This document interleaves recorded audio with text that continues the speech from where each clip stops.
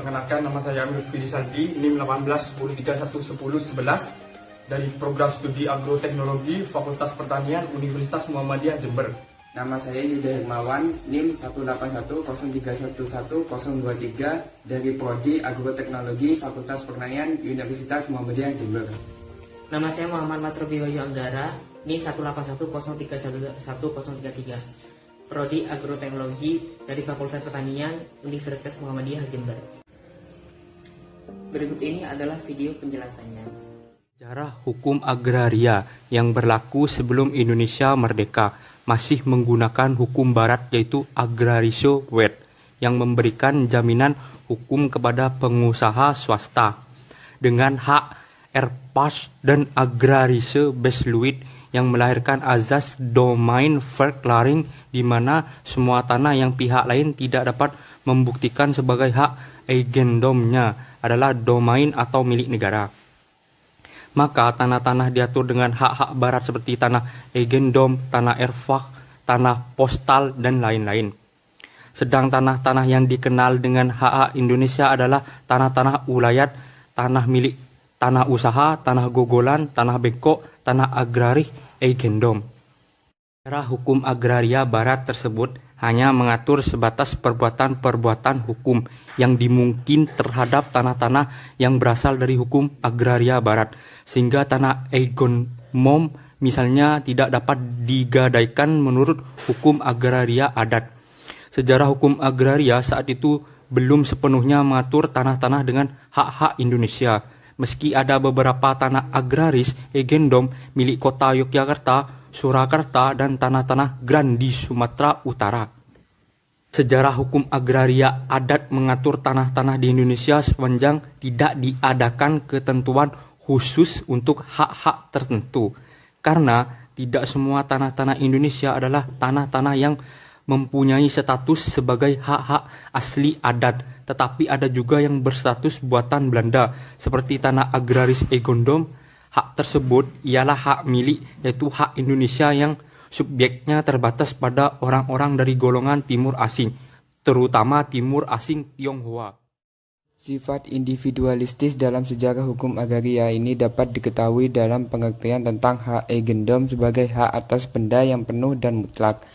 Hak eigendom adalah hak yang memberi wewenang penuh untuk menikmati penggunaan tanah untuk berbuat bebas terhadap tanah itu dengan kekuasaan penuh, sepanjang tidak bertentangan dengan undang-undang dan peraturan-peraturan lainnya yang ditetapkan oleh badan-badan penguasa yang berwenang dan tidak mengganggu hak-hak orang lain.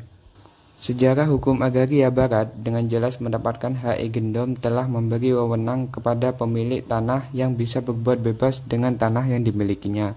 Dengan hak tersebut, pemilik tanah bisa berbuat bebas untuk mempergunakan maupun tidak. Oleh karena itu, hukum agraria barat ini tidak dapat terus dipertahankan.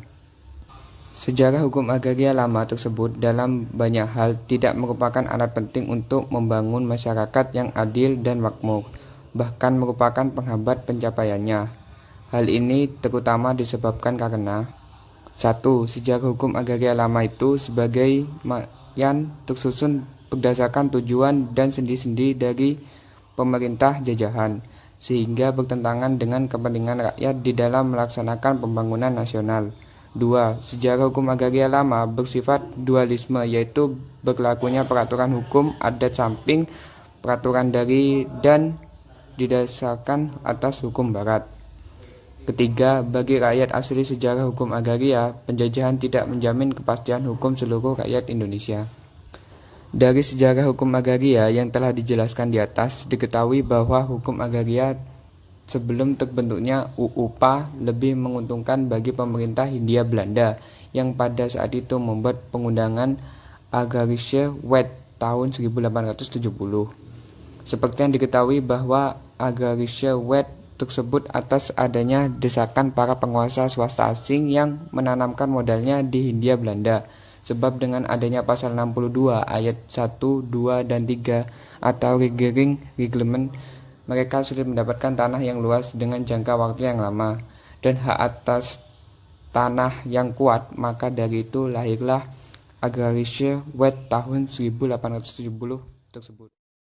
Lalu, dualisme hukum yang dianut oleh sejarah hukum agraria lama mengakibatkan ketidakpastian bagi sejarah hukum agraria adat karena tanah-tanah barat didaftarkan. Terdapat lembaga kadastar, namun bagi tanah-tanah adat tidak didaftarkan, sehingga tidak dapat dibuktikan sebagai tanah-tanah adat dan menjadi domain negara milik negara. Adanya asas domain verklaring tersebut berarti negara bisa berbuat apa saja atas tanah. Untuk lebih jelasnya bisa juga melihat atau memperhatikan diktum UUPA Undang-Undang Nomor 5 Tahun 1960 mengenai peraturan perundang-undangan yang dicabut. Kita dapat mengetahui sejarah hukum agraria mana saja yang pernah berlaku di negara kita sebagai bahan analisis dan perbandingan.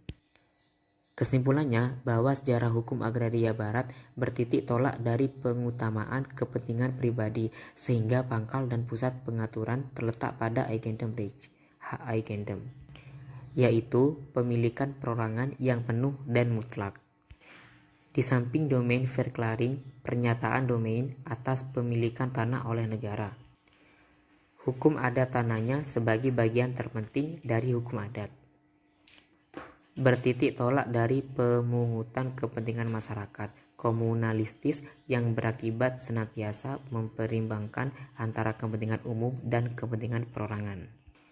Perlu adanya usaha penyesuaian sejarah hukum agraria kolonial dengan keadaan dan keperluan sesudah lahirnya UUPA atau sesudah kemerdekaan, yaitu: yang pertama adalah menerapkan kebijaksanaan baru terhadap undang-undang keagrariaan yang lama, melalui penafsiran baru yang sesuai dengan situasi kemerdekaan, Undang-Undang 1945, dan dasar negara Pancasila.